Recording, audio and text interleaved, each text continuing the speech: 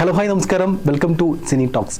അപ്പോൾ ഇന്ന് ചാറ്റ് ഷോയിൽ ജോയിൻ ചെയ്യാൻ വേണ്ടി പോകുന്നത് കട്ടപ്പടത്തെ മാന്ത്രികൻ്റെ വിശേഷവുമായി ഫിലിമിലെ നായകനാണ് ഇപ്പോൾ എൻ്റെ കൂടെ ഉള്ളത്. സുബിൻ MP. അതെ, നമസ്കാരം. നമസ്കാരം. സുഖമായിരിക്കുന്നു? പിന്നെ പരമസുഖമാണ്.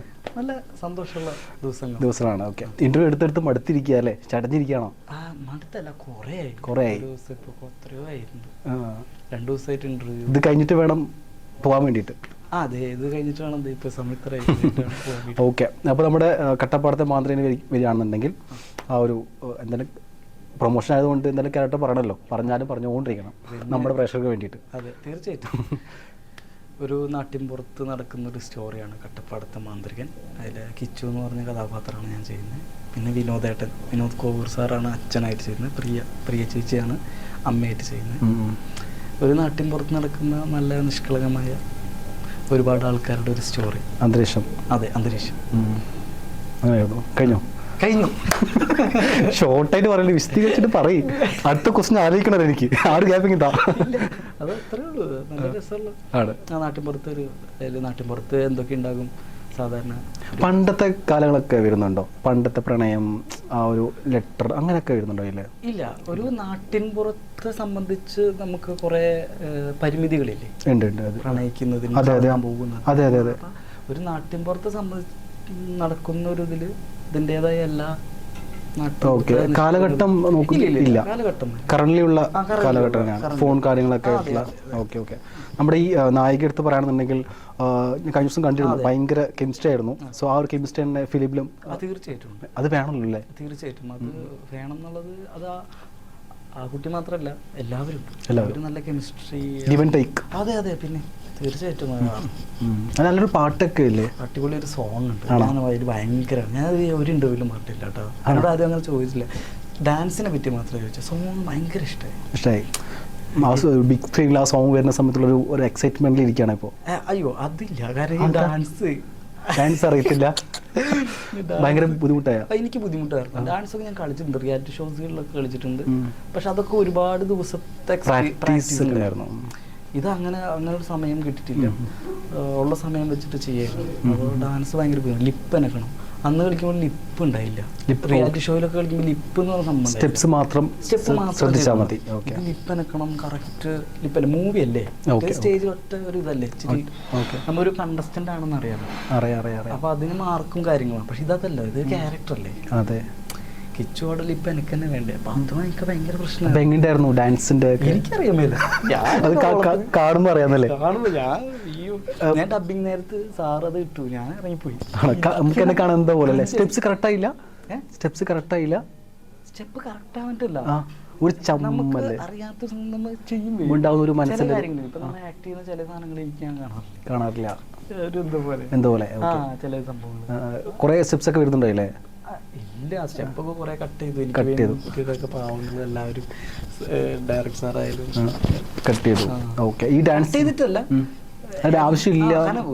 നമുക്കിപ്പോ ഒരു പരിധി ഇട്ടിട്ടുള്ള സ്റ്റെപ്പ് എനിക്ക് പറ്റത്തില്ല. അല്ലാതൊക്കെ കോമൺ ആയിട്ടൊക്കെ നമ്മൾ കളിക്കുന്നതാണ്. ഉത്സവ പറമ്പിലൊക്കെ ഇഷ്ടം പോലെ. പിന്നെ തുള്ളി മറിച്ച് അർമാദിച്ചിട്ടുള്ളതല്ലേ. തൃശ്ശൂരല്ലേ വീട്? കൊടുങ്ങല്ലൂര്, തൃശ്ശൂർ ജില്ലയല്ലേ? തീർച്ചയായും തൃശ്ശൂരുകാരനല്ലേ. അപ്പൊ പൂരൊക്കെ, പിന്നെ പൂരവും ഉത്സവമൊക്കെ. പക്ഷേ സംസാരിക്കുമ്പോൾ തൃശ്ശൂർ സ്ലാങ് വരുന്നല്ലോ. ബിക്കോസ് കൊടുങ്ങല്ലൂർ ആയതുകൊണ്ടാണോ? ചിലപ്പോ എനിക്ക് തോന്നുന്നു ഞാൻ ഗൾഫിലായിരുന്നു. ഒരുപാട് പേരായിട്ട് മിംഗ്ലിംഗ് ഉണ്ട്. അപ്പൊ അതായിരിക്കാം. പിന്നെ ഇങ്ങനെ ഇതിലൊക്കെ വന്നപ്പോ ചിലപ്പോ എന്നാലും ഉണ്ട് തൃശ്ശൂർ സ്ലാങ് ഒക്കെ അടി നന്നായിട്ട് സംസാരിക്കും. പിന്നെ ഞാൻ പഠിച്ചൊക്കെ ഇരിഞ്ഞാലക്കുടയ്ക്ക് പോകുമ്പോൾ രസം. എനിക്ക് ഭയങ്കര ഇഷ്ടമായി ഇരിഞ്ഞാലോടെ സ്ലാങ്. അപ്പൊ ഞാനൊരു 8ാം ക്ലാസ് തൊട്ടിട്ടാണ് കൊടുങ്ങല്ലൂർക്ക് വന്നത്. അപ്പൊ അതുവരെ അവിടെയാണ് സെന്റ് മേരീസിലാണ് പഠിച്ചത്. ഇരിഞ്ഞാലോട് സെന്റ് മേരീസ് സ്കൂള് നമ്മുടെ ഇന്നസെന്റ് സാറിന്റെ തൊട്ട് മുമ്പിലുള്ള സ്കൂളാണ്. ഞാൻ ഏറ്റവും ആദ്യം കാണുന്ന നടനും എനിക്കൊരു ഓട്ടോഗ്രാഫ് ഇന്നസെന്റ് സാർ ആദ്യമായിട്ട് തന്നതാണ്. ഇപ്പോഴും ഇരിക്കുന്നുണ്ട്. പിന്നെ ഓട്ടോഗ്രാഫിന്റെ ബുക്കിൽ ഇന്നസെന്റ് എന്ന് പറഞ്ഞ ആളൊപ്പ്. അപ്പൊ അതായിരുന്നു. അവിടെയൊക്കെ പോകുമ്പോ രസമാണ്. കുട്ടൻ എന്നാണ് എന്റെ വീട്ടിൽ വിളിക്കുന്നത്. അവിടെയൊക്കെ ആർക്കും അറിയത്തില്ല കുട്ടൻ. അപ്പൊ ഞാനൊക്കെ ഇങ്ങനെ വരുമ്പോ ഏയ് കുട്ടൻ എന്നൊക്കെ വിളിക്കും. ഏയ് കുട്ടൻ ആരുണ്ട്? നമ്മുടെ ബാബേട്ടനെ പോണ്ട. അപ്പൊ തമ്പിൽ കുട്ടെന്ന് കൊടുക്കാവേ. അതുകൊണ്ട് അപ്പൊ ഇതുപോലെയാണ്. ഇങ്ങനെ വിളിക്കും, മനസ്സിലായിക്കടാ ഇവിടെ ബാബന്റെ മോണ്ട കുട്ടൻ എന്നുള്ള ആ സ്ലാങ്ങില്ലേ, എനിക്ക് ഭയങ്കര ഇഷ്ടമാണ്. പക്ഷെ അത് കിട്ടിയില്ലെന്ന് എപ്പോഴെങ്കിലും ഫീൽ ചെയ്തിട്ടുണ്ടോ ആ ഒരു സ്ലാങ്? സത്യം പറഞ്ഞ പക്ഷെ പൊളിയാട്ടോ, തൃശ്ശൂർ ഭാഷ സൂപ്പറാണ് കേൾക്കാൻ തന്നെ. ആ തൃശ്ശൂരിനേക്കാളും എനിക്ക് ഇച്ചിരി കൂടി ഇഷ്ടമായി ഇരിഞ്ഞാലക്കുട ഭാഗത്ത് ഒരു പ്രത്യേകതര ഒരു സ്ലാങ് ആണ്. ഒരു ഡയലോഗ് പറഞ്ഞ എന്തെങ്കിലും? അതാണ് ഞാൻ ഈ പറഞ്ഞത്, ഒന്നും കൂടി പറ. അത് നമ്മ പറയില്ലേ എന്തിട്ട് അതൊക്കെ തൃശ്ശൂർ. എനിക്ക് ഓട്ടോ ഡ്രൈവേഴ്സ് ഒക്കെ ആ ലെവൽ അത് അടിപൊളിയാണ്, നൈസ് ആയിരിക്കും. അടിപൊളിയാണ്, കേൾക്കാൻ തന്നെ രസമാണ്. ഇപ്പം ഇപ്പോൾ പറഞ്ഞ പോലെ തന്നെ ഇപ്പോൾ ഈ ഫിലിമിലേക്ക് വരുന്നു എന്നൊക്കെ പറയുമ്പോൾ ഈ നാട്ടിലെ സപ്പോർട്ടൊക്കെ എങ്ങനെയായിരുന്നു? ഈ പറഞ്ഞ പോലെ ബാബുട്ടൻ്റെ മോൻ സിനിമയ്ക്ക് ഇരടാ അങ്ങനെയൊക്കെ ആ ഒരു സംഭവമൊക്കെ അതൊക്കെ സപ്പോർട്ടൊക്കെ ഉണ്ടോ? കുറേ നാളായല്ലോ made for each other reality show വരുന്നുണ്ടല്ലോ, അപ്പോൾ അവരൊക്കെ അങ്ങനെ സപ്പോർട്ട് എടുത്തൊക്കെ സപ്പോർട്ടൊന്നും ഇല്ലായിരുന്നില്ല. നാട്ടുകാരാണ് ഞാൻ പറയുന്നത്, അങ്ങനെ സപ്പോർട്ടല്ല. എല്ലാവർക്കും അറിയാലോ ഇങ്ങനെ പോകുന്നുണ്ട്, വഴിക്ക് അവരുടെ ഉദ്ദേശം ഇതാണ്, അവൻ ഈ റൂട്ടിൽ കൂടെ പോകുന്നുണ്ടെന്ന് അറിയാം. ആരും അങ്ങനെ അമിതമായി നിരുത്സാഹമൊന്നും പെടുത്തില്ല. നമ്മുടെ നെയ്ബർ ഒരു ബിഗ് സ്ക്രീനിൽ പോകുന്നു പറയുമ്പോൾ അവർക്കുണ്ടാകുന്ന ആ ഒരു അഭിമാനവും ഒക്കെ കാണുമ്പോൾ അറിയില്ല. ഓട്ടം പുറത്തു പോകുന്ന സമയത്താണെങ്കിലും തീർച്ചയായിട്ടും ഓഫ്കോഴ്സ്. ഇപ്പം എനിക്കുണ്ട് നമ്മുടെ ഫ്രണ്ട് സർക്കിളിൽ ഒരാൾ ഇങ്ങനെ ആകുമ്പോൾ, ഇങ്ങനെ മാത്രമല്ല അവനെ ഏത് രീതിയിലായാലും സന്തോഷമല്ലേ. ഇഷ്ടമുള്ളവരൊക്കെ ഒരുപാട് പേര് രക്ഷപ്പെടാന്ന് പറയുമ്പോൾ അത് എന്നെ സംബന്ധിച്ചാൽ ഭയങ്കര സന്തോഷമാണ്. നമ്മുടെ ഫ്രണ്ട്സ് ലിസ്റ്റിലും ഫോണിലൊക്കെ അവരുടെ നമ്പറൊക്കെ കാണുമ്പോൾ പിന്നെ ഓക്കെ. ഇപ്പം ഞാൻ കൂടുതലും റീൽസ് കണ്ടിട്ടുണ്ടായിരുന്നു മുന്നൊക്കെ, ഫ്രണ്ട്സൊക്കെ ആയിട്ട് പോകുന്ന സീക്വൻസ് ഇല്ലേ സ്വിമ്മിംഗ് പൂളിലൊക്കെ ഇല്ലേ? അതൊക്കെ കുറച്ച് മുമ്പ്, കുറച്ച് കാലമായി തോന്നുന്നു, സ്വിമ്മിംഗ് പൂളിലൊക്കെ ഒരു ഇന്ററാക്ഷൻ കാര്യങ്ങളും ഗെയിംസും പാട്ടൊക്കെ ആയിട്ട് ബാക്ക്ഗ്രൗണ്ട് സോങ്സ് ഒക്കെ ആയിട്ടുള്ള സാധനം. പണ്ടത്തെ പേഴ്സണലാണ്, റിയലായിട്ട് ചെയ്യുന്നതല്ല. അപ്പൊ ഞാൻ അങ്ങനെ കണ്ടു അതിങ്ങനെ ഓപ്ഷൻ ഉണ്ടല്ലോ റീൽസ്. അതെ ഞാൻ എല്ലാം കാണാറുണ്ട്, ഭയങ്കര രസമായിട്ടുണ്ട് അത്. അതിന് ശേഷമാണ് പെട്ടെന്ന് ഇങ്ങനെ സ്ക്രോൾ നോക്കുന്ന സമയത്ത് ഞാൻ മുമ്പ് പറഞ്ഞിട്ട് തോന്നുന്നു ആ ഒരു ഹെലികോപ്റ്ററിന്റെ ആ ഒരു എൻട്രി. ആ സത്യം പറഞ്ഞ ഒരു കാര്യം പറയട്ടെ, അത് കണ്ടപ്പോൾ ഭയങ്കര ഈ ഇതില്ലേ ഈ സാധനം എന്താ പറയാ, സൂപ്പർബ് എന്ന് പറയുന്ന ഒരു സംഭവം ഉണ്ടല്ലോ. സത്യം കണ്ടപ്പോൾ ഭയങ്കര ഹാപ്പിയായി. കാരണം എപ്പോഴും തമാശയും കോമഡി ഒക്കെ ആയിട്ടുള്ള സമയത്ത്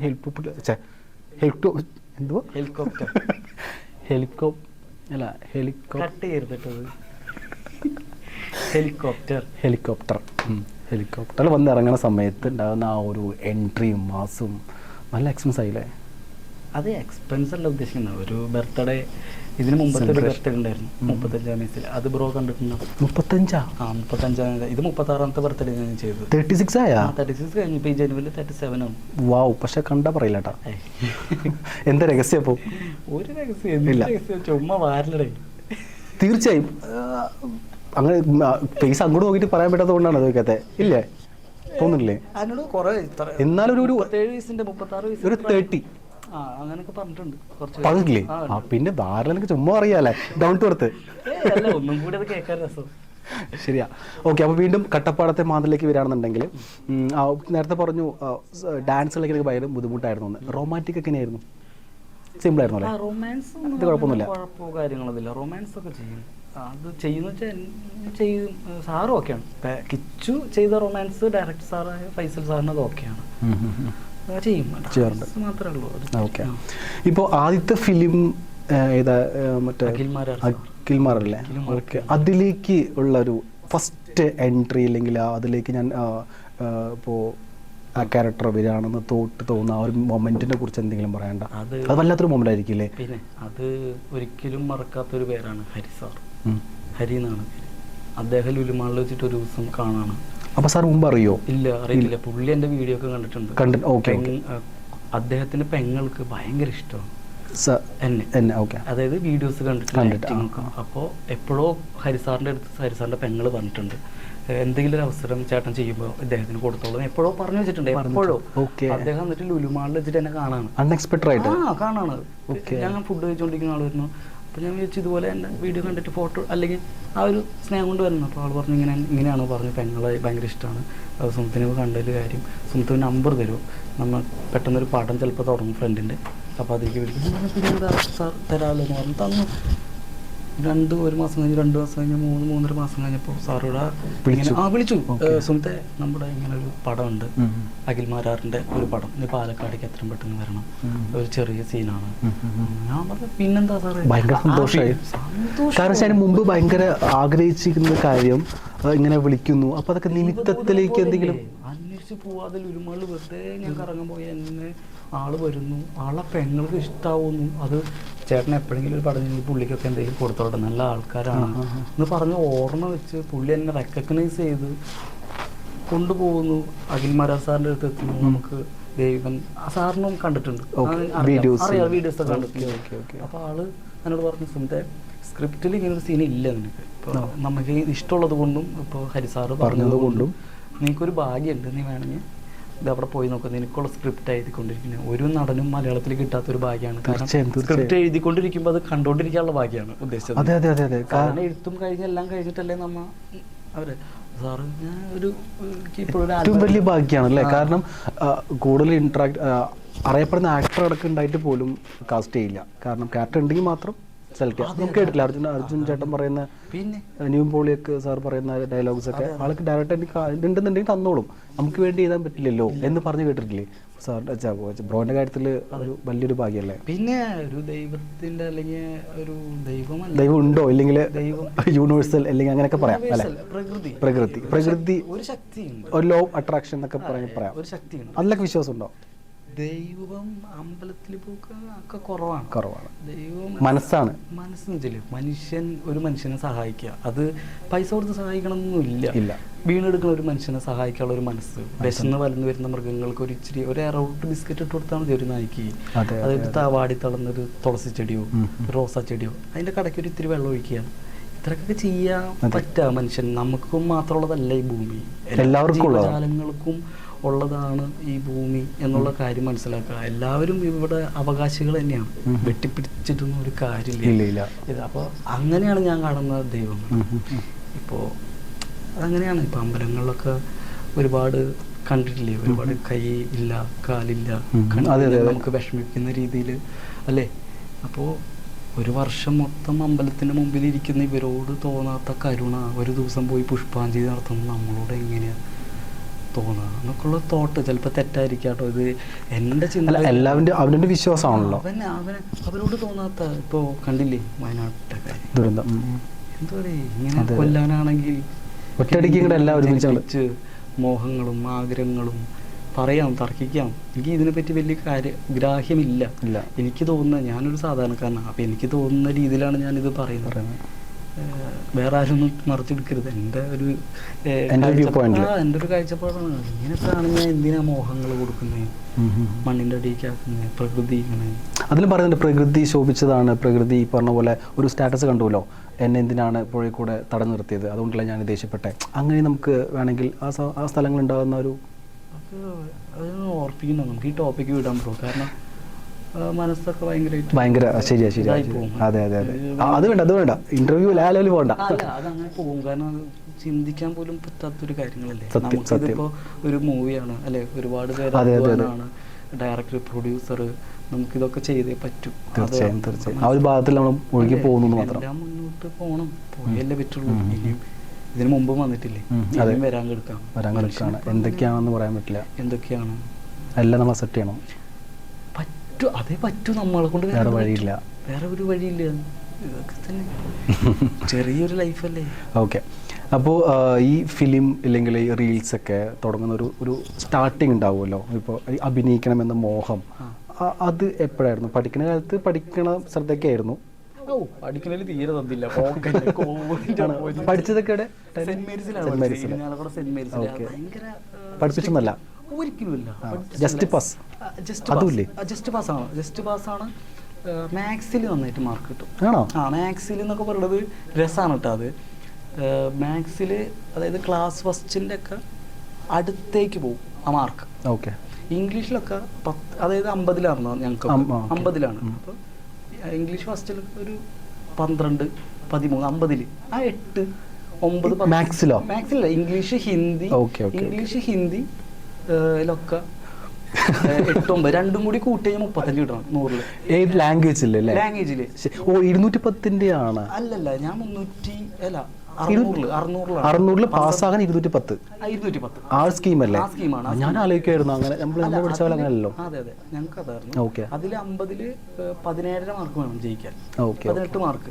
എനിക്കത് ഇംഗ്ലീഷിലും ഹിന്ദിയിലൊക്കെ 12, 9, 8 ഇതൊക്കെ കിട്ടും. പക്ഷെ മാത്സിൽ എനിക്ക് 50-ല് 45, 44 അത് കിട്ടും. അതോടെ മലയാളം സെക്കൻഡ്. മലയാളം ഫസ്റ്റിൽ കുറച്ചും കൂടി കുഴപ്പിക്കും. സെക്കൻഡ് ഇങ്ങനെ കഥയല്ലേ, അതൊക്കെ ഇങ്ങനെ എഴുതി പറ്റും. മാത്സിൽ ഭയങ്കരമായിട്ട് മാർക്ക് കിട്ടും. മാത്സ് ടീച്ചറെ പ്രശ്നം എന്ന് വെച്ചാൽ സുമിത്ത് ക്ലാസ്സിലെ തിരക്കില്ലാത്ത പഠിക്കുന്ന കുട്ടിയാണ് മാത്സ് ടീച്ചർക്ക്. നേരെ ഓപ്പോസിറ്റ് ആയിരിക്കും.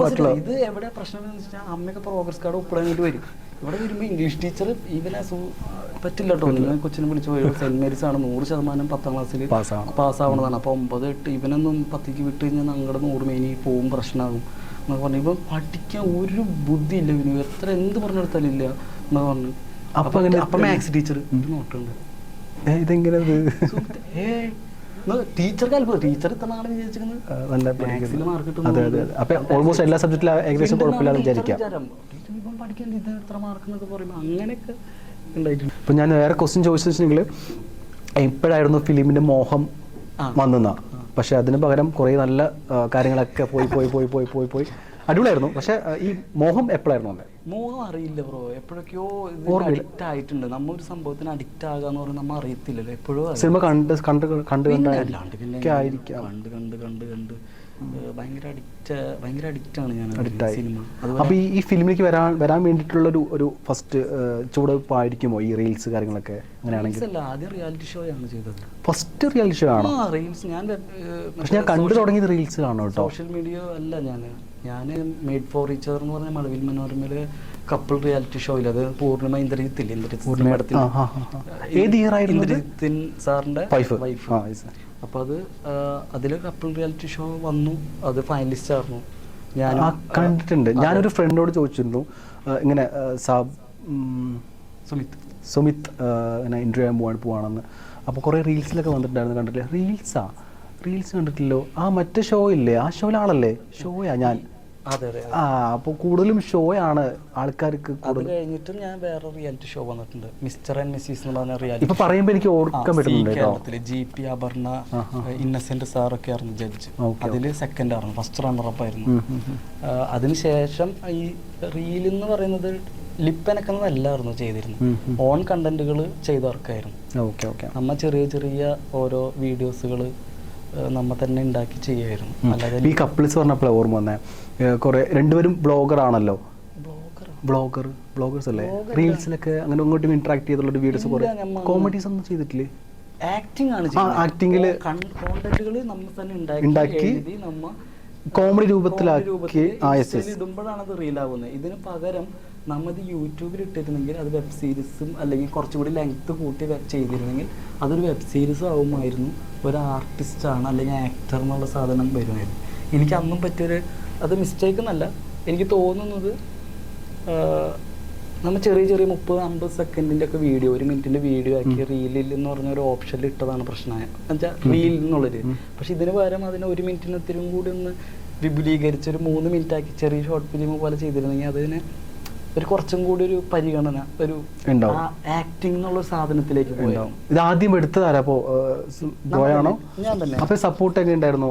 ചിലർ പറയൂലേ എനിക്ക് മടിയാ വേണ്ടെന്നൊക്കെ ഉണ്ടായിരുന്നില്ല? ഭയങ്കര ഭാഗ്യമായിരുന്നല്ലേ? പുള്ളിക്ക് ഭയങ്കര ഇഷ്ടമായിരുന്നു. ഓക്കെ. ഇപ്പൊ കൂടുതലും സിംഗിൾസിനെങ്കിലും കാണുന്നില്ല, ഇപ്പൊ വീഡിയോസിലും തിരക്കായി പോയി അങ്ങനെ കാര്യങ്ങളൊക്കെയാണോ? അല്ല, നമുക്ക് എപ്പോഴും അതിൽ മാത്രമല്ല, നമുക്ക് മുന്നോട്ട് വേറെ കുറെ കാര്യങ്ങൾ ഫിലിമിലേക്ക് വന്നുകൊണ്ട് അങ്ങനെ നമ്മളിപ്പോൾ അതിൽ മാത്രം ചെയ്യുമ്പോൾ ഒരിക്കലും ആക്ടിങ് പഠിക്കാൻ പറ്റില്ലല്ലോ. ആക്ടിങ് പഠിക്കണമെങ്കിൽ ആക്ടിങ് ചെയ്യുന്നവരുടെ ഇടയ്ക്ക് പോകണ്ടേ? അപ്പോൾ അതിലേക്ക് പോകണമെങ്കിൽ ഞാൻ അത് നിർത്തി ആ ചെറിയ വൈൻ വീഡിയോസ് ചെയ്യണം നിർത്തിയിട്ട് ഷോർട്ട് ഫിലിം വെബ് സീരീസിലേക്ക് വന്നു. ക്യാമറയുടെ മുമ്പിലേക്ക് വന്നു, ഫോണിൽ നിന്ന് ക്യാമറയുടെ മുമ്പിലേക്ക് വന്നു. സ്ക്രിപ്റ്റ് ഞാൻ തന്നെ എഴുതുമായിരുന്നു, ഞാൻ തന്നെ എഴുതി നമ്മൾ തന്നെ അവർക്ക് കൊടുത്തു. അപ്പോൾ അതിൽ ചെറിയ വേഷങ്ങൾ ചെയ്ത് അങ്ങനെ. ഇപ്പോൾ അല്ലാതെ എന്നെ വിളിക്കുന്നുണ്ട്, കുറച്ച് നാളുകളായിട്ട് എന്നെ വിളിക്കും ആക്ട് ചെയ്യാനായിട്ട്.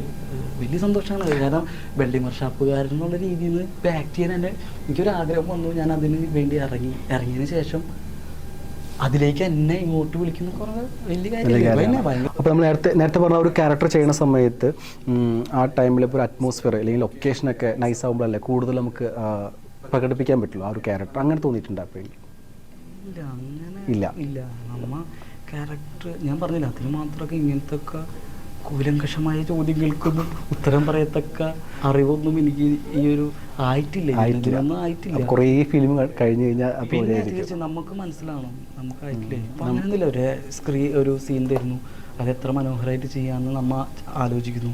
നമുക്ക് കൂടെയുള്ള എല്ലാവരോടും ചോദിക്കുന്നു, ഇവിടെ എന്ത് ചെയ്യാൻ പറ്റും, ഇവിടെ എനിക്ക് എന്ത് വേറെ ഇടാൻ പറ്റും, ഏത് മാൻഡ്രസ്സും ചെയ്യാൻ പറ്റും. ഞാൻ എല്ലാവരോടും ചോദിക്കും, എല്ലാ ആൾക്കാരോടും. എനിക്ക് അവിടെ ഭയങ്കര കംഫർട്ടായി തോന്നുന്ന എല്ലാവരോടും ഞാൻ ചോദിക്കും, കൂടെ നിൽക്കുന്നവരോടും ചോദിക്കും. എന്നിട്ട് ഞാൻ അതിലേതെങ്കിലും സെലക്ട് ചെയ്യും, എനിക്ക് പറ്റാവുന്ന രീതിയിൽ ചെയ്യും.